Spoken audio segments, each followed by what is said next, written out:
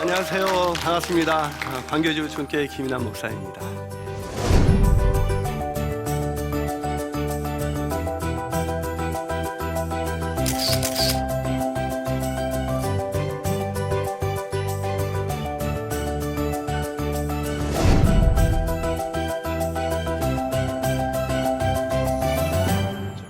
초등학교 4학년짜리 아이가 인터넷에 이런 기사를 질문을 올렸어요. 전 이상하게 엄마가 뭐라고 해도 막 짜증이 나고 동생 보면 그냥 손이 저절로 올라가고 아마 그런 모든 게 신경질하고 다 그래요. 제가 사춘기인가요? 초등학교 4학년짜리 아이가 그렇게 올렸어요. 그랬더니 누가 댓글을 달아놨어요. 예, 지금으로 보면 사춘기 초기인 것 같습니다. 그러나 조금 더 지나봐 보면 정확하게 알 테니까 조금만 더 기다려 보세요. 저는 초등학교 5학년이에요. 사춘기가 좀 빨라졌어요. 그래서 이제 유아 사춘기라는 말도 있습니다. 실제적으로 아이들이 이제 외부에서의 그런 정보들을 많이 습득하다 보니까 아이들이 유아기 때 이미 성적인 그런 생각들이 생각나기 시작하고 부모로부터 독특한 자기 자신을 개발하려는 그런 부분들이 나타나기 시작하죠. 자, 근데 이 사춘기라는 부분을 일컫는 말 중에서 가장 중요한 말이 뭐냐면 심리적 이육이다라는 말을 하죠. 심리적 이육이다. 여러분, 이육이 하니까 생각나는 말이 있는데 이유식을 우리가 언제 했죠? 이유식을? 예, 기억은 안 나시지만 분명히 했어요. 자, 언제 했죠? 우리가 한 6개월쯤 되면서부터 이유식을 시작합니다. 자, 이유식을 왜 하죠, 우리가? 부모의 모유를 의존하지 않고 스스로 독립하기 위해서 먹는 거예요. 이제 이유식을 내서 이제 엄마의 모유를 의존하지 않고 스스로 밥 먹는 존재가 되는 것이죠. 다시 말해서 육체적 이유식의 목표는 독립이죠. 육체적인 독립인 것처럼 이 사춘기가 심리적 이육이라고 말하는 것은 이제 심리적으로부터 부모로부터 독립하는 시기다. 그래서 진정한 부모로부터의 독립이 일어나는 시기가 바로 이 사춘기입니다. 그렇기 때문에 이 사춘기는 굉장히 중요한데 이 부모로부터 독립이 안 되면 평생 부모도 힘들고 아이도 힘들고. 그러니까 부모님들은 요즘은 애들을 끊어내지를 못해요. 그래서 결혼해서도 다 봐주고 심지어 요즘은 제 아는 분이 기업에 우리나라 대기업에 이렇게 인사과에 있는데 이렇게 찾아온대요. 부모님들이 전화를 한대요. 우리 애 좀 잘 봐달라고. 그러니까 이런 일들이 계속 일어나고 결혼해서도 김치 담가주고 다 해주고 애 봐주고 그러니까 독립이 안 되는 거죠. 근데 요즘 우리 한국의 이 30대들은 부모의 의존을 당연한 것으로 여겨요. 그래서 결혼하고 나서도 부모의 도움을 받아서 이렇게 계속해서 자기 애를 맡기고 이러죠. 근데 그것은 절대로 이렇게 건강한 모습들이 아니에요. 계속 그렇게 진행된다면 사실 시간이 흐르면 흘수록 그 어머니도 더 병들고 더 힘들어지고 사실은 그 자녀도 건강한 그런 가정을 꾸려갈 수가 없습니다. 근데 이 심리적 이유기가 아까 말씀드린 것처럼 이제 탯줄을 이렇게 부모와의 의존 관계를 끊어야 되는데 제가 아기가 탄생하는 광경을 한번 봤더니 놀랍게도 애가 부모 뱃속에 있을 때는 뭐를 통해서 엄마로부터 영양분을 공급받죠? 탯줄이죠. 그렇죠. 그러나 이렇게 애가 출산하는 순간 어떻게 돼요? 태어나는 순간 그 탯줄을 끊어줘야 돼요. 근데 탯줄을 끊어주지 않으면 애는 어떻게 됩니까? 그 탯줄이 목을 감아서 질식할 수도 있어요. 그게 조금만 끊어줄 때 끊어주지 않고 지체되면 뇌에 손상이 오기도 하고 심지어 생명이 위험하기도 하죠. 마찬가지입니다. 심리적인 영역에서 부모의 의존 관계인 이 심리적 퇴출을 끊어버리지 않으면 아이는 질식사하는 것 같이 아무런 희망이 없이 아무런 목적도 없이 뭘 하고 싶은지도 뭘 해야 될지도 모르는 채 그렇게 살아가는 거예요. 근데 오늘날 우리 아이들을 보면 그렇게 살아가는 아이들이 너무 많아요. 저는 23년간 아이들을 지도하는 목사였습니다. 근데 아이들을 지도하다 보니까 애들의 마음속에 내가 뭘 해야 될지 어떤 꿈을 전혀 갖고 있지 않아요. 왜냐하면 부모가 원하는 알파맘이 대세잖아요. 알파맘이 그냥 부모가 원하는 대로 쭉 그냥 따라오기 때문에. 또 부모는 이 사춘기에 들어서서도 자기가 원하는 대로 쭉 끌어가면 그게 성공이라고 생각하는데 그렇지가 않아요. 부모와의 의존관계, 심리적 퇴출을 끊어버리고 그 다음에 아이에게 하나님께서 계획하셨던 그 계획을 발견하고 그 비전을 위해서 인생을 살아가야만 아이가 행복한 인생, 의미 있는 인생, 가치 있는 인생을 살 수가 있는 것입니다. 그런데 많은 사람들이 이런 심리적인 퇴출을 끊어버리지 못하죠. 자, 그럼 이것을 끊어버릴 것을 끊어버려야 우리가 사춘기가 건강하게 보내질 수가 있는데 여기서 제가 한 가지 팁을 드릴게요. 이게 유아기와 또 연결이 돼 있어요. 사춘기가. 이 브루스 네러모어라는 그 학자가 이 사춘기와 유아기와의 연관성을 밝혀냈는데요. 이 태어나자마자 3개월까지 아이들은 자폐적 단계를 지난대요. 그런데 3개월에서 5개월이 되면 그때 엄마와의 일치를 경험한대요. 그러니까 엄마의 표정, 엄마의 감정, 심장 소리 모든 것을 그대로 흡수하는 거예요. 그래서 아이가 이때 모유나 이렇게 분유를 수유하는 것을 보면 아이가 누구만 쳐다보고 먹어요? 엄마만 쳐다보고 먹어요. 근데 요때의 기간이 아이들의 또 어떤 기간하고 연결이 되어 있나 봤더니 3살에서 10살까지가 연결이 되어 있어요. 그러니까 이 엄마와 일치를 3개월에서 5개월까지 경험했던 아이가 3살에서 10살까지는 가족과의 일치를 경험하면서 산대요. 그래서 3살에서 10살까지 가장 중요한 건 가족이에요. 그래서 이때 부모가 바빠도 아이와 함께 있는 게 굉장히 중요하다고 말씀드렸죠. 근데 저도 이거에 대해서 좀 찔려요. 왜냐면 저도 너무 바쁜 아빠, 그래서 바쁜 아빠, 너무 바빠, 그래서 나쁜 아빠, 그런 아빠를 보냈어요. 제가 애가 둘이라 그랬잖아요. 얘네들이 이제 막 유치원 가기 직전이었어요. 근데 한 번은 집에서 제가 나가려고 이제 보통 제가 새벽에 나갔다가 거의 밤늦게 들어오니까 애들이 제 얼굴을 하도 못 보는 거예요. 그래가지고 제가 어느 날은 좀 늦게 나갔어요. 그래서 아침을 먹고 나가게 됐어요. 그래서 아침을 먹고 딱 나가니까 우리 와이프가 얘들아 아빠 나가니까 인사해야지 그랬더니 애들이 쪼로로 2명이 나오더니 이렇게 인사했어요. 아빠 우리 집에 자주 놀러 오세요 그러더라고요. 그러니까 애들한테 굉장히 심리적으로 애들과 가까이, 제가 한 집에 살아도 애들에게는 없는 존재였던 거죠. 근데 어느 날 너무나 피곤해서 월요일 날 집에 들어갔더니 내 둘째가 특히 이뻐요. 날 닮았거든요.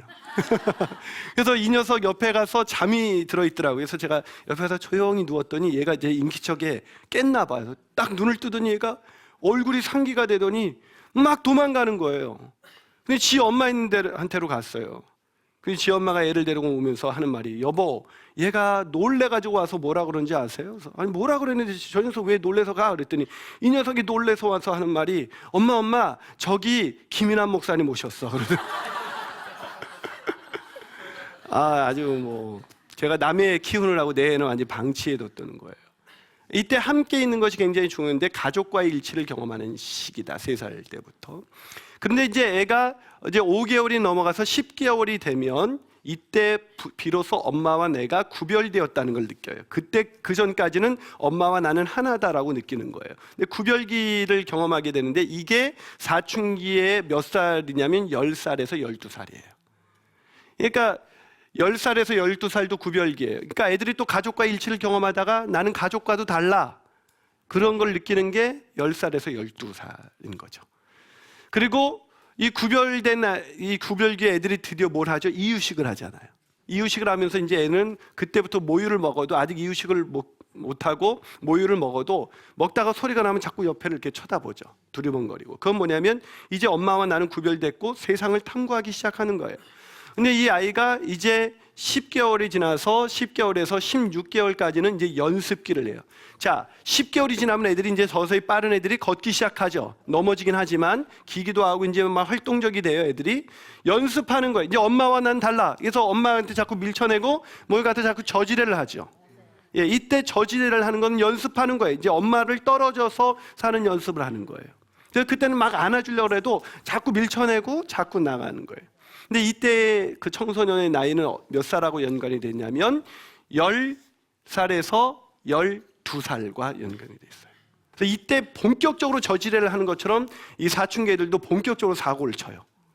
그러니까 사고를 하도 많이 치기 때문에 아주 부모의 속이 문드러지죠. 그러나 애가 저지레하다가 그치는 것처럼 애도 그치게 됩니다. 그러니까 너무 걱정하지 마세요. 근데 이 아이가 이제 16개월에서 24개월까지는 그렇게 저지를 하다가 이제는 재접근기, 저지를 하다가 이제 불안한 거예요. 너무 막 저지를 하고 엄마를 떠나서 왔다 보니까 불안해서 자꾸 엄마를 찍 쳐다봐요. 그리고 엄마를 보고 마음이 친밀감, 애착관계가 빨리 형성된 애는 좀 더 놀아요. 그렇지만 아무리 놀다가도 반드시 어디로 돌아와요? 엄마한테도 돌아와서 한번 안겨요. 그래서 순간 안기지만 또 밀어요. 그러나 그 안기는 잠깐의 순간에 애는 뭘 확인한 거예요? 자기의 사랑, 자기 안전한 홈베이스를 확인한 거예요. 그래서 재접근기라고 그래요. 근데 이때 사춘기 나이는 15살에서 17살입니다. 사춘기 중기예요. 그러니까 사춘기는 중학생 때 끝나는 것이 아니라 고등학생 때도 이어진다는 거죠. 그리고 마지막으로 아이가 24개월에서 36개월까지는 이제 통합기라 그래서 이게 엄마를 떠나서 저지레도 해보고 엄마도 왔다서 이것을 반복하면서 이제 애가 자기가 누구인가에 대한 그런 한 번 자기의 정체성을 희미하나마 갖게 돼요. 그래서 아이들은 3살이 지나면 애가 한 번 된다고 말해요. 사람이 한 번 된다. 근데 이때 후기가 청소년 계약은 언제가 연결이 됐냐면 18살에서 21살로 연결돼요. 이게 사춘기 후기예요.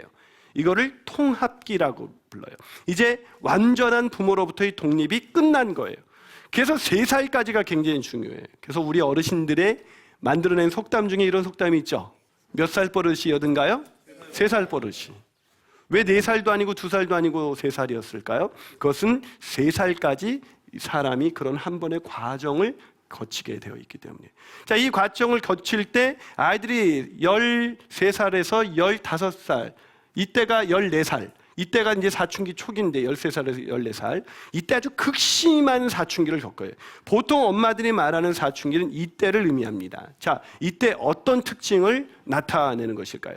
첫 번째 이 사춘기 아이들의 특징은 변화무쌍한 시기이다라는 겁니다. 사춘기는 변화무쌍한 시기입니다.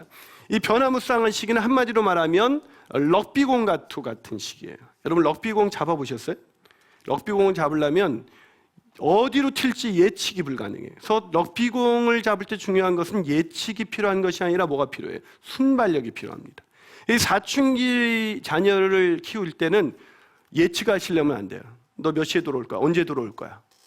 그럼 애들은 그것만으로도 엄마로부터 굉장한 간섭을 느낀다고 경험하는 거예요. 근데 엄마로서는 그게 당연한 일인 거죠. 그러니까 내가 너한테 뭘 간섭했다 그래. 근데 애들의 입장에서는 충분히 간섭하는 거예요. 그래서 그때 너 몇 시에 들어와, 뭐 할래, 그 다음에 뭐 할 건데, 학원 끝나고는 언제 들어올 거야? 라는 말보다는 그런 말을 좀 줄여주셔야 돼요. 다만 아이를 옆에서 지켜봐 주셔야 돼요. 앞에서 대놓고 끌어가셨다면 이젠 옆에서 안내해 주셔야 돼요. 여러분 사춘기 자녀를 키우는 것은, 아니 자녀를 키우는 것은 연 날리기하고 비슷해요. 연 날려보셨어요? 연 처음에 날리려면 들고 어떻게 돼요? 뛰어야 돼요. 그래야 바람을 타면서 연이 날아오르기 시작하죠. 자, 연이 딱 날아오르기 시작하면 어떻게 돼요? 계속 꽉 잡고 있으면 돼요, 안 돼요? 안 돼요. 연을 어떻게 지어야죠? 연의 끈을 풀어줘야 좀 더 멀리 더 높이 날아갈 수가 있죠. 여러분의 자녀들이 좀 더 멀리 좀 더 높이 나르는 인생을 살기를 원한다면 이제 잡고 뛰는 시기가 이게 이제 초등학생의 시기였다면 사춘기가 들어서면 점점 풀어주셔야 돼요. 사춘기 두 번째 특징, 스스로도 조정하기 어려운 시기다. 애들은 조정이 안 된대요. 사춘기 애들은 고민이 참 많아요. 그거 뭐냐면 일단 스스로 조정이 안 된다는 거예요. 제가 고등학생 여학생들한테 물어봤어요. 어떻게 하면 니네 엄마들이 너희들한테 도움을 줄 수가 있을까? 고등학교 1학년 여학생들이 이렇게 대답했어요. 도움이 안 돼요. 그러더라고요. 아니 왜? 그랬더니 우리가 왜 이러는지 모르겠어요. 그냥 자기의 의사표시를 부드럽게 할 수 있는 능력, 자제력을 상실한 상태. 그러니까 대개 아이가 신경질적으로 반응합니까? 그럼 대개 아이는 정상입니다. 그러니까 그걸 정상으로 받아들이면, 그러니까 사춘기는 이해해야 할 것이 아니라 받아들여야 할 것이에요. 사실 이해할 수 없어요. 왜냐하면 어른의 시각으로 볼 땐 걔네들이 왜 그러는지 그 감정 상태를, 그 심리 상태를 이해할 수가 없어요. 그러니까 우리는 이해하려고 하지 말고 이게 정상이구나 하고 받아들이면 그래도 괜찮아요. 근데 우리는 마음이 불안하거든요. 불안하니까 이게 애들 이렇게 놔뒀다가는 버릇없이 키워지고 애가 큰 문제가 생기지 않을까 그러는데, 그때 오히려 스스로 조정이 안 돼서 애들도 힘들어지는데 그걸 조정하려고 그러면 아이들이 더 위기를 겪는 거예요. 더 억압을 느끼고 더 반항하거나 극도의 소심한 상태로 갈 수밖에 없는 것이다. 자, 사춘기의 세 번째 특징은 권위와 지시를 거부하는 시기입니다. 권위와 지시를 거부하는 시기예요. 그래서 애들은, 사춘기 자녀를 둔 부모님들은 알아요. 정말 화가 나요. 왜냐면 애들한테 별말 하지 않았거든요. 밥 먹어라 그랬더니 밥 먹으라 할 때 짜증나는 거예요. 아니 내가 그럼 밥 먹을 때가 됐으니까 밥 먹으라 그랬지. 알아서 먹을 거라는 거예요. 애들한테 우리가 또 항상 하는 말이 뭐죠? 공부해라.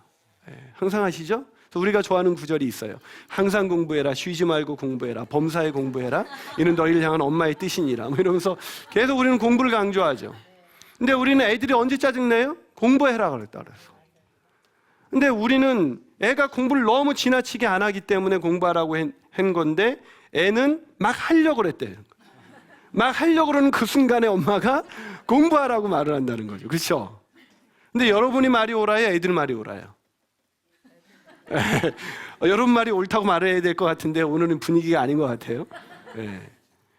여러분, 걔네들이 막 하려고 그랬다고 그랬는데 우리가 볼 때는 애가 벌써 2시간째 TV를 보고 있어요. 벌써 1시간 반이 지나도록 이 핸드폰을 붙잡고 있었어요. 근데 애들이 왜 그럴까요? 스스로 조정이 안 되는 시기이기 때문에요. 자, 사춘기의 네 번째 특징은 뭐냐면, 사춘기는 다른 사람과 끊임없이 비교하는 시기입니다. 그러니까 아이들이 끊임없이 다른 집 아빠, 다른 집 엄마를 비교하는데, 그것은 우리 엄마가 부족해요라고 말하는 것이 아니라 내가 어떤 어른이 될까 하고 두리번거리다 보니까 다른 집이 보이는 거예요. 그러니까 그거에 대해서 얘가 지금 어떤 어른이 될까 궁금해서 다른 사람, 이제 자기의 부모가 아닌 다른 사람도 찾고 있구나라고 생각하시면 돼요.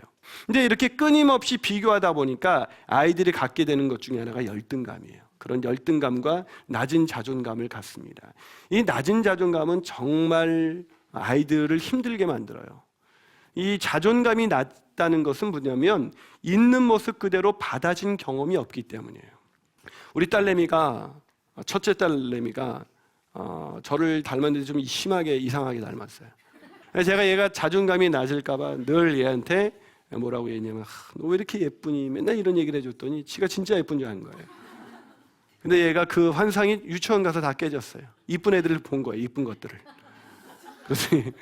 근데 제가 그때마다 그랬어요. 세은아, 다른 사람하고 비교하는 것은 결코 좋은 일이 아니야. 왜냐하면 하나님이 너를 만드신 분은 하나님이시고, 하나님 이 세상 사람을 만들 때 아무도 똑같이 만들지 않으셨어. 네 외모가 다른 것처럼 네 인생을 향한 하나님의 뜻이 다르단다.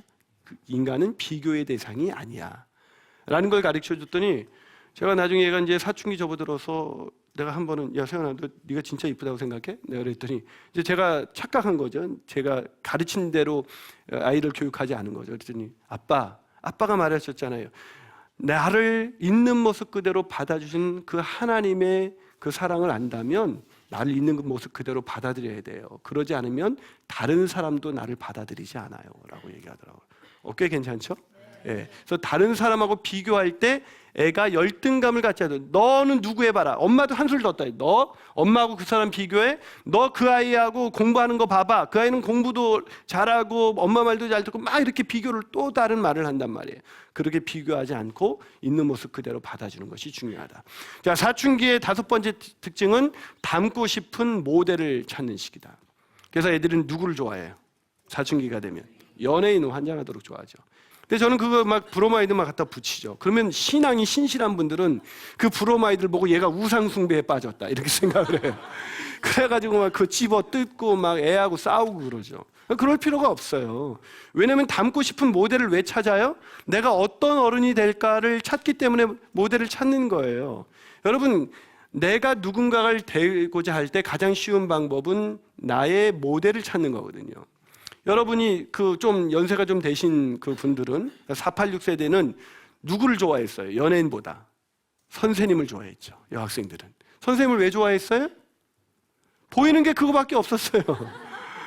그땐 TV도 별로 없었고 TV도 제대로 아버지가 TV만 못 보게 막 눌러버리니까 늘 보는 게 선생님이니까 지금 보면 그 선생님 영 아닌데 여학교에서 인기 있는 남자 선생님 볼 때마다 저는 충격이에요. 야, 저는 그래서 혹시 자존감이 낮은 남자분들은 여학교 빨리 교사로 가보세요. 굉장히 인기가 많죠. 왜 그들이 그렇죠?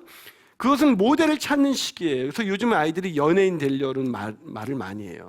그 아이들에게 연예인 되지 마라 이럴 필요 없어요. 다른 모델을 보여주면 돼요. 제가 아이들을 가르칠 때 어떤 힙합 바지 입고 맨날 질질 끌고 다니는 애들이 있었어요. 근데 그 아이가 한번 그 여행을 했는데 그 봉사단을 따라서 여행을 하면서 영국을 갔다 왔어요. 그 다음에 교회 왔는데 영국 신사로 바뀌었어요. 근데 모델이 바뀐 거죠. 그러니까 모델을 바꿔주셔야지 그 모델을 흉내내는 것을 가지고 막 그것을 막 죄악시하고 문제다 이렇게 얘기하면 안 된다. 닮고 싶은 모델을 찾는 시기다. 그렇기 때문에 우리가 이 닮고 싶은 모델을 찾을 때 다양한 모델을 찾을 수 있게 하는 방법 중에 하나가 뭐냐면 바로 여행을 많이 떠나게 하는 거예요. 그리고 좋은 사람들을 많이 만나게 하는 것이죠. 자, 6번째 특징은 아까 비교하다 보니까 생긴 특징인데요. 낮은 자존감을 가지고 견뎌야 하는 시기입니다. 제가 지구촌교회에서 21세기 리더스쿨이라는 걸 통해서 아이들을 모집해서 훈련을 시켰는데 리더 교육을 시켰는데 아까 제가 전 시간에 제가 말씀드린 것처럼 너를 동물로 비유해봐라 그랬더니 애들이 막 카멜레온, 뱀, 여자아이들이 그래서 내가 너 왜 그렇게 너 자신을 그렇게 생각하니까 목사님 저는 교회와 이 집에서 행동이 달라요. 뭐 이러더라고요. 그래서 너만 다른 게 아니야 나도 달라 그랬더니 목사님도요 그러더라고요. 그래 그런데 하나님이 나를 그런 나를 있는 모습 그대로 받아주셨어. 그랬더니 애들이 그걸 받아들여요. 여러분 제가 그 지난 시간에도 제가 얼짱이라 그랬더니 막 이제 막 토하고 막 난리치는 분들 계셨었는데 제가 아이들을 집회에 가면 제가 꼭 제가 얼짱이라고 말합니다. 한술 더 떠요. 여러분 제가 누구 연예인 닮았대요. 이거 애들, 저 누구 연예인 안 닮은 것 같은데 그런 표정이. 제가 연예인 닮았는데 얼마 전에 여러분 해품달 아시죠? 거기 있는 김수현을 닮았대요. 막 짜증나기 시작하죠. 애들 막 돌 던지고 막 난리칩니다. 그럼 제가 그래요. 제가 왜 김수현을 닮았습니까? 저는 하나님이 만드신 독특한 걸작품입니다. 그래서 제가 옆 사람에게 인사해보게. 자, 옆 사람하고 인사합니다. 그러면서 넌 이래봬도 하나님의 걸작품이야. 막 이제 애들이 그렇게 인사하게. 근데 그 정도 인사하면 애들이 느낌이 오지 않으니까. 자, 옆 사람 얼굴 쳐다보면서 한 번만 더 인사한다. 이렇게 인사합니다. 아름다움이 죄라면 넌 사형감이다. 뭐 이렇게. 애들이 그러면서 막 자존감이 좋아지는 거죠. 낮은 자존감. 이것이 있으면 아무리 학원 많이 다녀도 애의 성적 언젠가는 하락해요. 그러나 낮은 자존감만 높으면 지금 밑바닥을 기어도 언젠간 날아오르게 될 줄로 믿습니다. 여러분의 자녀들이 그렇게 될 줄로 믿습니다. 그리고 7번째 특징은 외모에 대한 관심이 증폭되는 시기죠. 이 한마디로 이렇게 말씀드릴 수가 있어요. 밥 먹을 시간은 없어도 거울 볼 시간은 있다. 그렇죠? 그래서 계속 한 30분간 이것만 이렇게 만지는 애도 봤어요. 30분간. 왜냐하면 보면 볼수록 못생겼거든요. 낮은 자존감을 가지고 있기 때문에 사춘기 아이들은 그 어느 누구도 자기가 이쁘다, 잘생겼다, 예쁘다 이렇게 생각하는 애들 거의 없어요.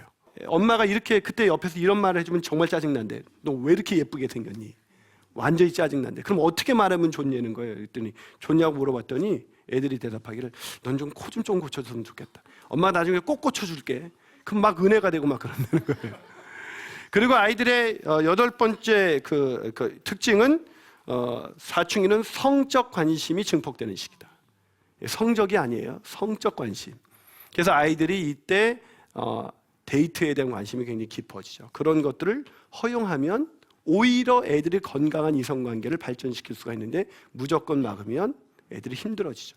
사춘기의 9번째 특징은 친구들과 자신을 동일시하는 시기다. 무슨 얘기입니까? 친구 욕하면 엄마하고 아주 싸우려고 접어들어요. 그래서 야 그런 친구 사귀지 마. 이 말을 아이들은 제일 듣기 싫어해요. 우리가 볼 때 그 친구는 어떤 친구예요? 일단 헤어스타일이 물들였고 귀걸이 했고 바지 심상치 않아요. 그런 애 사귀지 마. 그럼 애가 이렇게 말해요. 엄마, 걔가 우리 반에서 1등이야. 그럼 우리는 당황하는 거죠. 그런 애들은 1등하면 안 되는 거거든요. 우리 때 그런 애들은 문제아였어요. 근데 요즘 애들은 패션을 추구하면서도 1등 합니다. 그렇기 때문에 아이들의 친구를 왜 동일시하냐면 애들이 부모와의 의존 관계를 떠나는 동일선상에 있는 아이들이기 때문에 서로 간에 너무나 불안한데 그 불안한 마음을 유일하게 완벽하게 이해해주는 존재가 친구예요. 그래서 어렸을 때도 친구가 좋지만 사춘기 때 친구는 전우예요. 전우. 때문에 이 생명을 나누는 아이이기 때문에 그 아이들을 비난하는 것은 곧 그 아이를 비난하는 것이기 때문에 절대로 그렇게 하시면 안 된다. 자, 10번째로 사춘기는 독립을 추구하는 시기다. 이것이 가장 중요한 특징입니다. 그렇기 때문에 이제 아이는 부모와 함께 하지 않고 부모와 떨어져서 하려고 그런다. 자, 11번째, 사춘기는 부모에게 성취감과 기쁨을 주는 시기이다.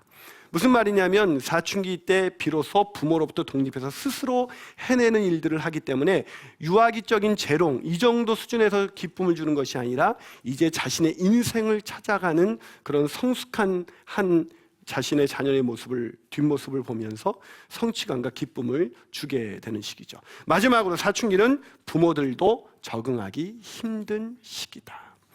왜냐하면 부모들도 아까도 말씀드렸지만 사춘기를 건강하게 보내지 못한 분들은 이 아이들이 사춘기에 들어올 때 본인들은 오춘기를 겪습니다. 왜냐하면 그때 정신없이 일을 위해서 달려가요. 그래서 성인 아이의 특징이 중독에 쉽게 빠져요. 일 중독, 쇼핑 중독, 그런 음란물 중독에 쉽게 빠져요. 여자들은 자기가 걸고 있는 백이 자기인 줄 알고 남자들은 대체로 자기 명함에 찍힌 것이 자기인 줄 알아요. 그런데 어느 날 이제 어느 정도 막 정신없이 30대, 40대 달려오다가 이제 그때의 공허함을 느끼죠. 난 누구지? 그래서 뭐에 더 몰두해요. 더 쇼핑을 더 많이 해요. 근데 여전히 허하죠. 그럴 때에 아이가 이제 문제를 일으키기 때문에 더 힘들게 견뎌야 하는 시기다. 자, 이런 시기를 우리가 이 12가지 특징을 들었으면 이제 어떻게 해야 돼요? 이게 정상이구나. 자, 오늘 들어보니까 되게 자녀가 정상이에요, 정상이 아니에요? 지극히 정상이죠. 그거를 받아들이면 여러분의 자녀가 하나님의 뜻 가운데 분명하게 서게 되는 날이 올 줄로 믿습니다.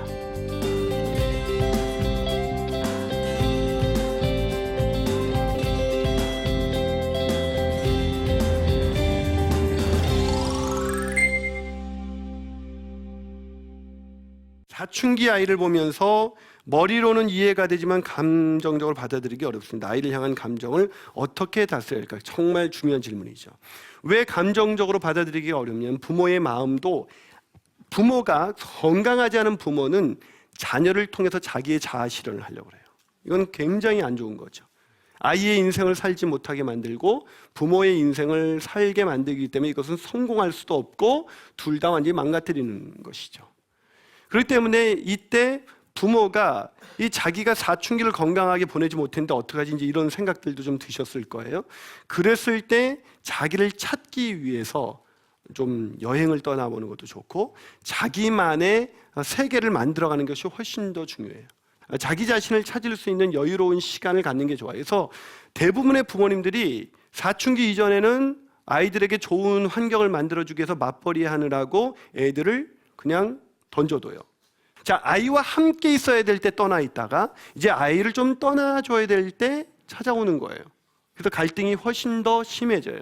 그래서 이런 부모가 감정 관리를 하려면 계속 마주치면서 그것을 견뎌낼 수 있는 부모는 별로 없어요. 그렇기 때문에 그 시간을 최소화해라. 그래서 아이들과 있는 시간을 최소화하고 그 불안한 마음을 하나님께 기도하면서 그거를 하나님께 맡겨야 된다. 그리고 자신이 원하는 좋은 즐거운 자신을 채울 수 있는 일, 신앙의 영적 성장을 가져오는 일뿐만 아니라 육체적인 어떤 자신의 취미생활 이런 것들을 통해서 자기의 감정을 채워가야 그래야 돌아올 때 좀 내 마음이 이완돼서 아이들을 감정을 받아줄 수가 있는 거예요. 자, 마지막으로 두 번째 질문입니다. 사춘기 아이들이 바라보면 좋을 바람직한 모델 누가 있을까요? 어떤 모델을 보여주면 좋을지 영적 신앙적인 모델의 예는 누가 있을까요? 여러분 이런 모델은 사실은 이런 모델도요 아이들이 부모와 함께 있는 그 시기에 왜 위인전을 읽으면 좋으냐면 위인전을 읽으면 읽을수록 많은 모델을 가질 수가 있고, 또 그때 부모와 아이들이 여행을 많이 떠나면 떠날수록 아이들은 더 많은 그런 모델들을 보게 되는 것입니다. 이런 모델을 보게 할 때 가장 바람직한 모델은 우리가 지금 뻔한 데다 예수님이 가장 좋은 모델이죠, 이런 대답을 드릴 수 있겠지만, 가장 좋은 모델은 부모님입니다. 이 부모님이 가장 좋은 모델입니다.